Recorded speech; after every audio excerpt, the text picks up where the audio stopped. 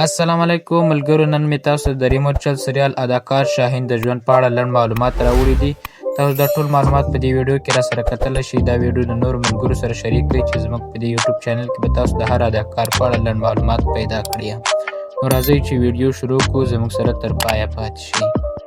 نو ملګرو، شاهین بلوط چې اصلي نوم یې محمد قرهان ده او دی د 1988 کال د اګست په 26مه په استنبول ښار کې زیږېدلی ده چې اوس یې عمر شاوخوا 30 کاله ده چې اوس هم په ټي وي سریالونو کې کار کوي او لګیا ده چې ډېر زیات پرمختګ یې کړی او له اوسه پورې مجرد ده او واده یې هم نه ده کړی. مخکې یو ملګری وه خو اوس نسته. تر ټولو مشهوره سریال یې د ریموټ چل ده چې په هغه کې د شاهین رول لوبولی او دا سریال ډېر زیات مشهوره سو. په افغانستان او پاکستان کې هم ډېر مخکې لاړه چې په هغه ژبه ترجمه شوی دی. دوهم سریال یې عقیب ده چې دا هم ډېر زیات مشهوره سو. په دې کې د یو پولیسي رول لوبولی و، دا هم ډېر زیات مخکې لاړه. دریم یې د خوږ ملک سریال ده چې د یو کورني ژوند حالات ښیي چې په هغه کې د طوفان په نوم کار کړی و.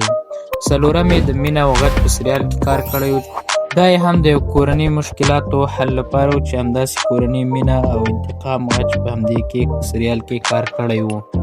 دا یې هم ډېر زیات یو مشهوره سریال و. نو ملګرو، زه به تاسو سره د 2015 او 2014 شلم نور سریالونو عکسونه تاسو سره همدلته شیر کوم او تاسو یې راسره وګورئ.